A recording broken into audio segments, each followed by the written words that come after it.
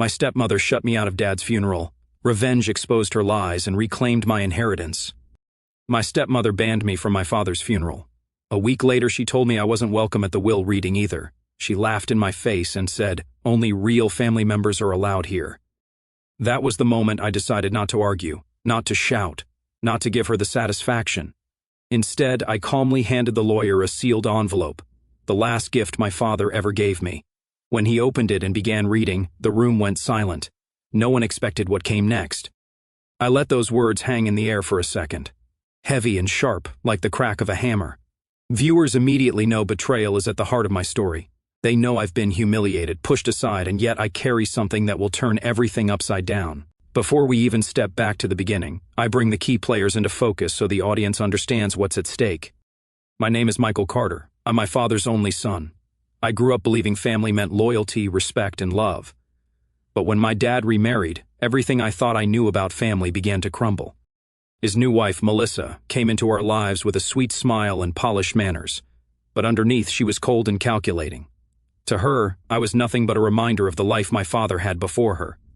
Melissa had 2 children of her own, Justin and Madison. Justin is 24, the kind of guy who never worked a real job but still walks around like the world owes him everything. Madison is 21, sharp-tongued like her mother, always sneering from the corner of the room, quick to mock and quicker to follow Melissa's lead. And then there was my dad, Robert Carter, a strong man, a successful businessman, someone who once taught me how to ride, bike, how to shake a hand firmly, how to face life without fear. But the man I knew began to slip away after Melissa entered the picture. He became distant, quiet, like he was living under a shadow. That's who we are. That's the family that sat divided around my father's memory. And that's where this story begins, with a son who just wanted to say goodbye, and a stepmother who decided I wasn't worthy of even that. The hook ends here, leaving the audience burning with questions. Why did Melissa hate me so much? Why did my dad let her push me away? What was inside that sealed envelope that made her face fall? I grew up as my father's pride and joy. Robert Carter was more than a parent to me. He was a mentor, a protector, and the person I measured myself against.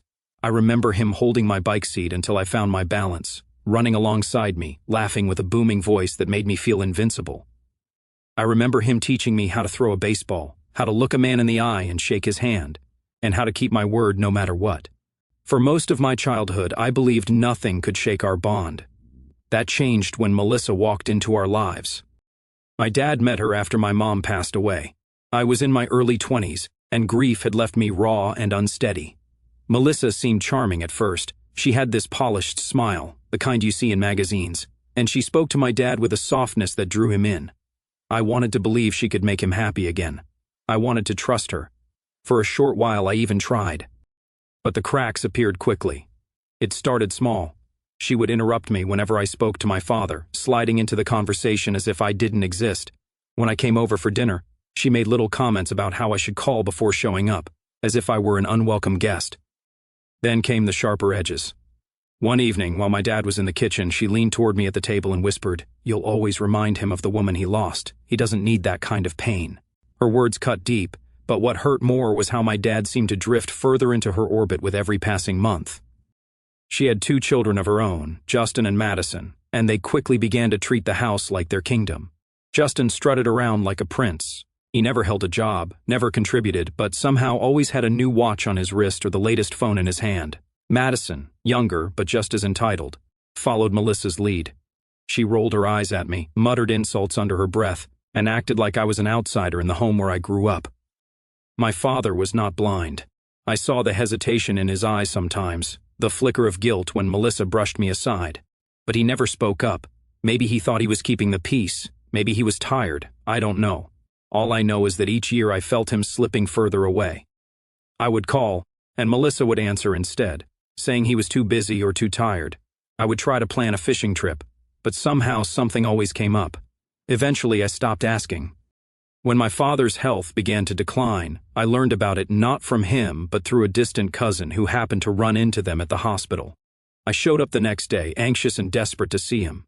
But Melissa met me at the door. She crossed her arms and said, "He doesn't need stress right now. He needs rest, not old wounds." I tried to step around her, but she blocked the way. I will never forget the cold look in her eyes as she said, "You're not helping him. You're only helping yourself." That was the moment I realized I was losing him, not just to illness, but to her control. Still, I clung to the hope that my dad knew I cared, that somewhere inside he understood how much I loved him.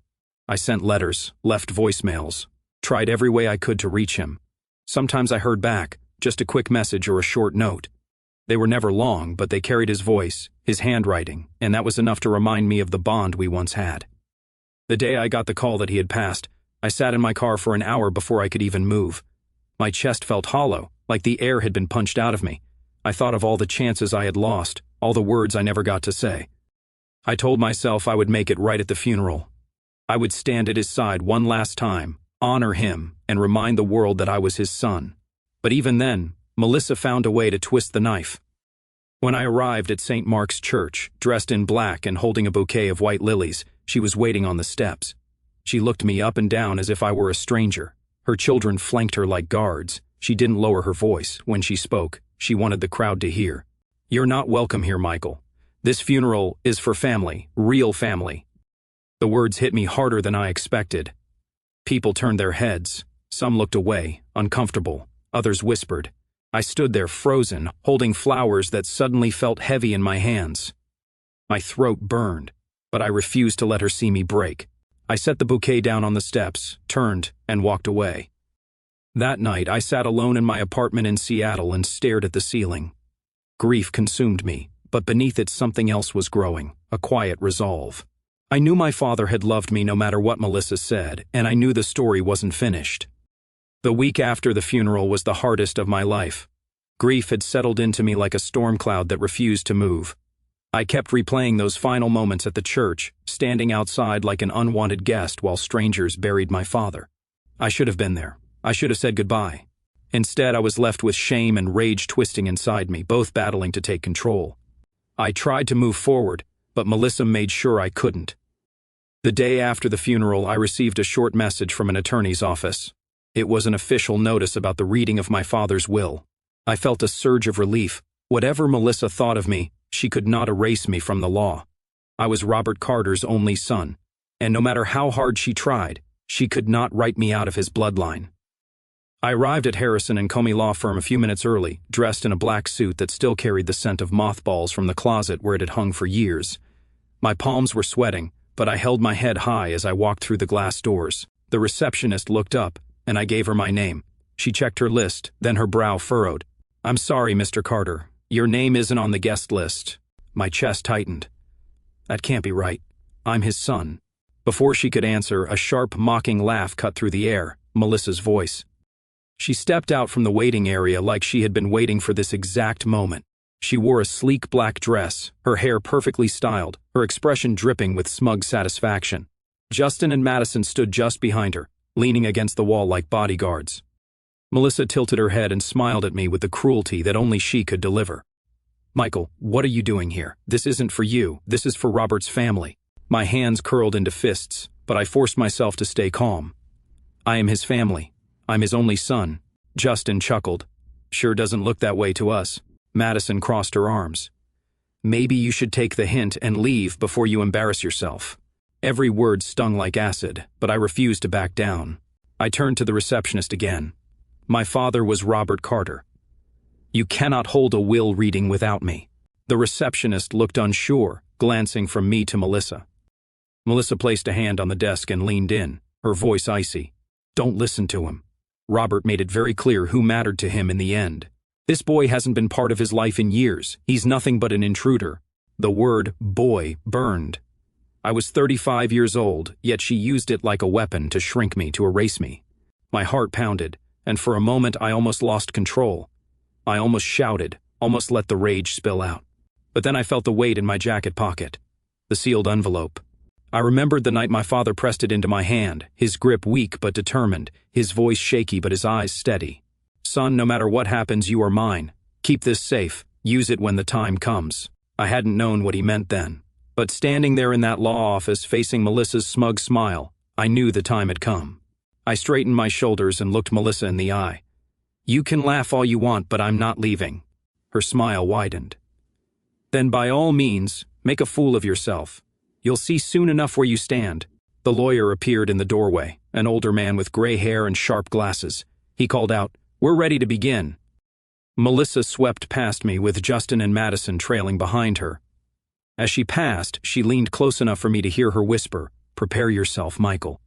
You're about to learn what your father really thought of you." I didn't respond. I didn't need to. My hand brushed against the envelope in my pocket, and that was enough to steady me. Inside the conference room, the air was heavy with tension. Melissa and her children settled into leather chairs around the polished oak table. I sat at the far end, their eyes boring into me as if I were trespassing. Melissa crossed her legs and leaned back, her expression smug, like she was already celebrating her victory. The lawyer cleared his throat. "We are here to review the last will and testament of Robert Carter." Melissa smirked in my direction. "Let's get this over with. Some of us actually belong here." I stayed silent. My heart raced, but I kept my face calm. I knew something she didn't. The lawyer opened a folder and began reading the formal introduction. The words washed over me, legal language and procedural details, but my focus stayed on the envelope. I could feel Melissa's eyes flicking toward me, waiting for me to crack, waiting for me to storm out. Instead, I sat perfectly still, waiting for the moment. That was the conflict in its purest form.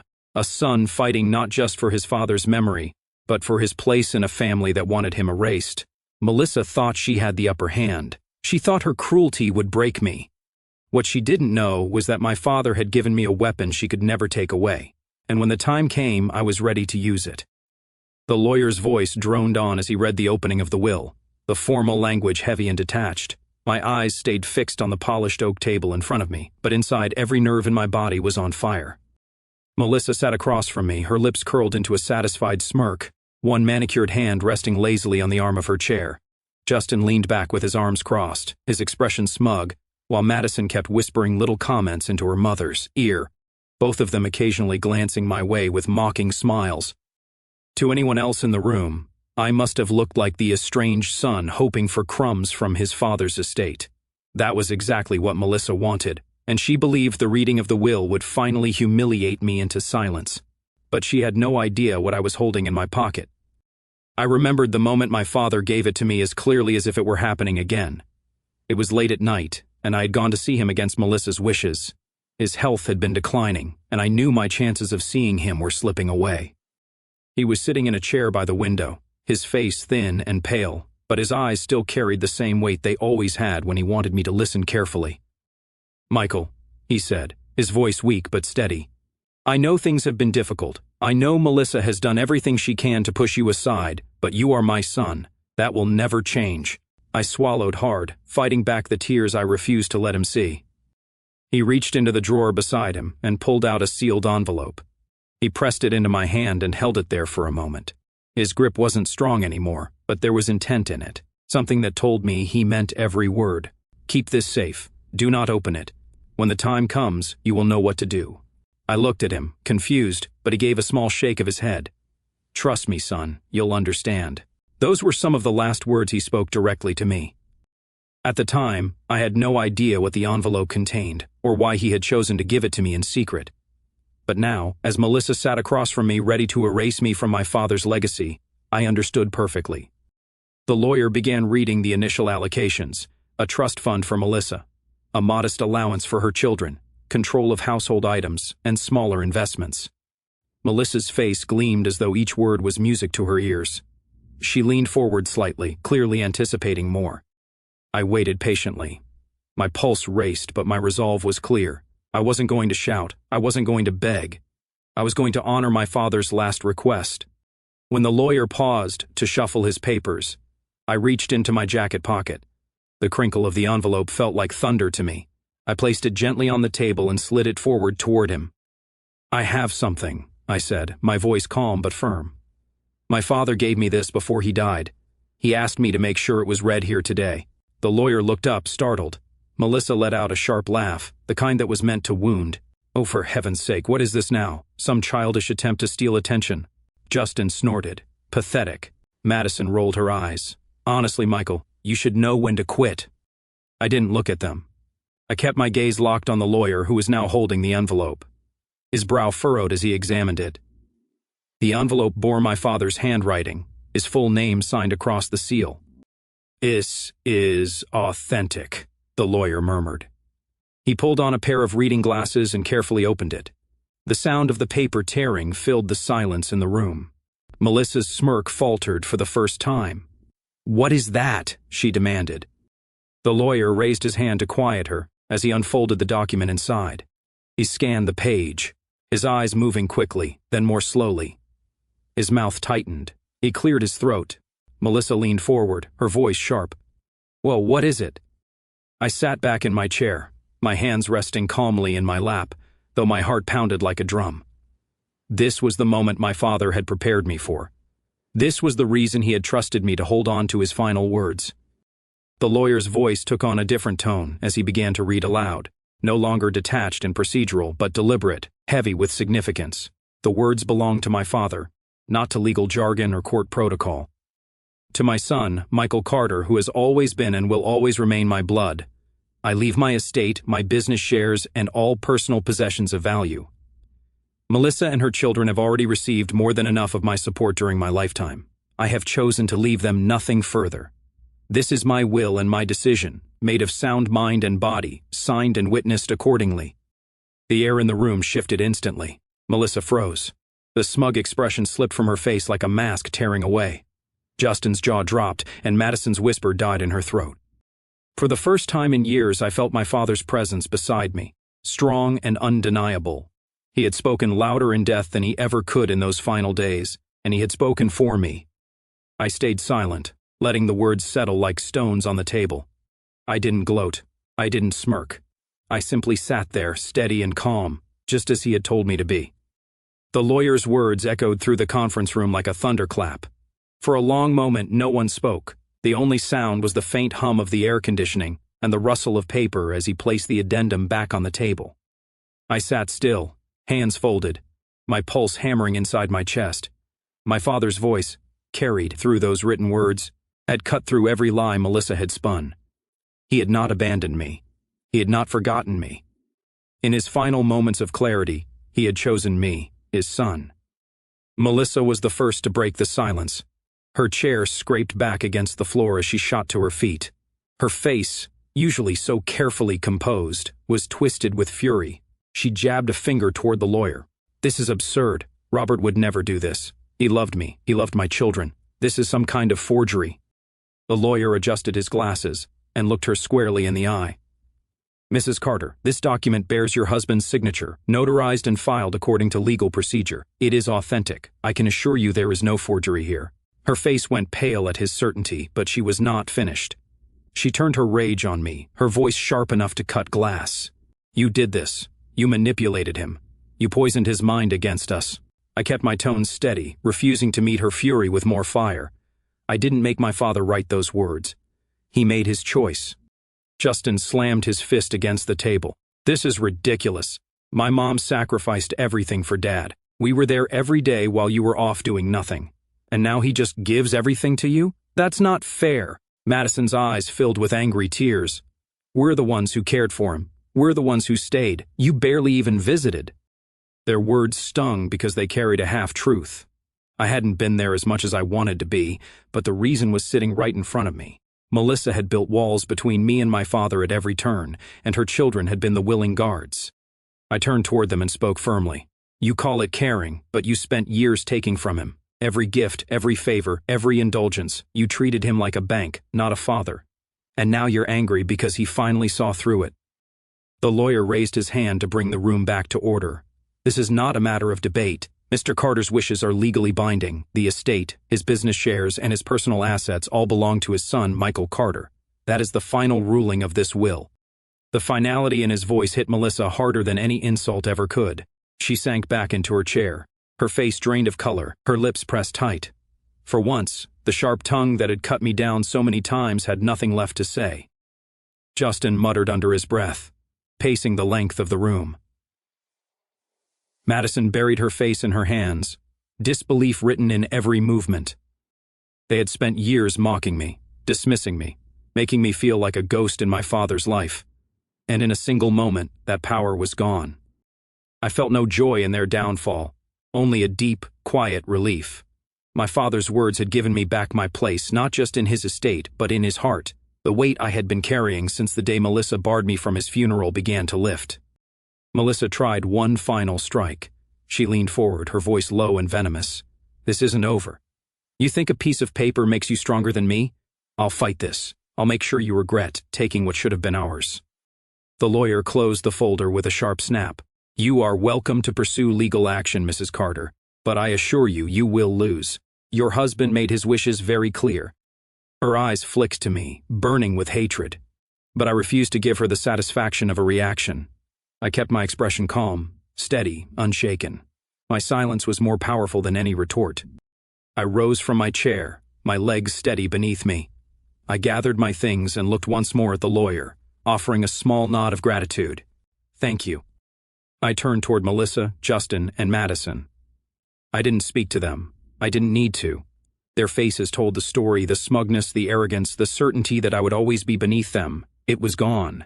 In its place was disbelief and fear of what they could no longer control. Walking out of that office was the most liberating moment of my life. The afternoon sun hit my face warm and bright, as though the world itself had shifted in my favor. For the first time in years, I felt seen. I felt my father's presence, not as a fading memory, but as a steady voice that still guided me. Inside that envelope, he had left me more than property or wealth. He had left me dignity. He had left me proof that I had mattered to him all along. The climax was not about what I had gained on paper. It was about reclaiming the truth. Melissa's lies had collapsed in front of her, and my father's love had spoken louder than her cruelty ever could. And in that moment, I knew the battle was over. When I stepped out of that law office, it felt as if the weight of years had finally lifted from my shoulders. The afternoon sun shone brighter than I had seen it in months, and for the first time since my father's death, I could breathe without anger or grief choking me. The sealed envelope that had sat quietly in my pocket was now empty, but what it carried had changed everything. Melissa, Justin, and Madison had always believed they could rewrite my father's life, turning him into nothing more than a provider for their wants while pushing me out completely. They had treated me as though I were invisible, an intruder in my own bloodline. For years, I questioned myself. I wondered if maybe my father truly had stopped caring for me. If maybe I was just holding on to memories of a bond that no longer existed. That doubt was gone now. His words, written in his own hand, had shattered every lie they ever told. My father had seen me, remembered me, and chosen me when it mattered most. He had restored the bond Melissa tried to erase, and with it came a peace I had not felt in years. But peace was not the only thing left behind. Melissa's parting words echoed in my head as I walked to my car. "This isn't over." I knew she meant it. She was not the kind of woman who accepted defeat quietly. She would fight, not because she loved my father, but because she hated losing. She would drag this through court if she could, and she would try to twist the story in her favor. I considered that as I sat behind the wheel. For years, I had allowed her to dictate the terms of my relationship with my father. She barred me from dinners, turned me away at hospital doors, and even stripped me of the chance to stand at his funeral. Each time I chose silence rather than confrontation, hoping to keep the peace. Now I realized silence had been my greatest strength. It was the silence of patience, of discipline, of a son who did not stoop to her level. When the truth came out, my composure gave me the dignity she could never take away. I understood then that revenge is not about shouting or striking back. It is about standing tall when others expect you to crumble. The estate I inherited was significant. My father had built a business from nothing, and the properties he left behind carried both history and value. But none of that mattered, as much as the simple line written in his will, to my son, Michael Carter, who has always been and will always remain my blood. Those words were worth more than any check, any deed, or any account. They were proof that love cannot be erased, no matter how hard someone tries. In the weeks that followed, I began to sort through his belongings. His office smelled faintly of the cologne he always wore, and his desk still held notes in his handwriting. I found photo albums Melissa had tried to shove into storage, filled with pictures of me and my father through the years, fishing trips, baseball games, birthdays, even the quiet moments at home when we sat side by side on the couch. Each photograph reminded me that the man I remembered was real, that his love had not been a dream. Going through those memories was painful, but it was also healing. For the first time since he passed, I no longer felt like I had been robbed of my father. Instead, I felt like he had given me a final gift, the chance to reclaim who we were to each other. As for Melissa and her children, they vanished from my life as quickly as they had stormed into it. I heard whispers that Melissa tried to challenge the will, but the lawyer's preparation and my father's foresight left her no ground to stand on. The more she fought, the more desperate she appeared. Eventually, her threats faded, and her silence replaced them.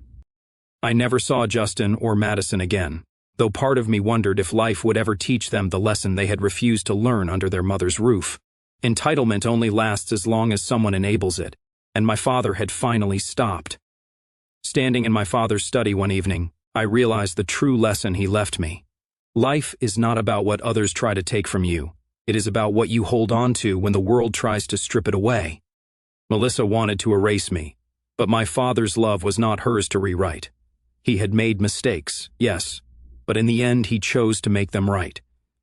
That choice gave me closure. It gave me the ability to grieve him honestly, not as the distant man I feared he had become, but as the father who loved me enough to leave behind his truth. I walked out onto the porch of his home in Bellevue, looking at the land he had worked for so many years, and I felt a quiet sense of resolve. I promised myself I would honor him, not by clinging to bitterness, but by living with the dignity he had given back to me. So when I tell this story, I don't tell it as a tale of revenge. I tell it as proof that patience, love, and quiet strength can outlast cruelty and lies. Melissa thought she had won when she barred me from the funeral, when she mocked me at the will reading, when she sneered that I was not family. But in the end, it was my father's words, sealed in that envelope, that spoke louder than hers ever could. And that, more than anything, is what I carry with me now. That was the story of how my stepmother tried to erase me from my own father's life, and how my father's final words restored the truth. I share it because I know there are others who have faced betrayal, others who have been told they don't belong, and others who have had to fight quietly for their place in the world. If you've ever felt pushed aside, remember this: dignity and patience carry more power than cruelty ever will.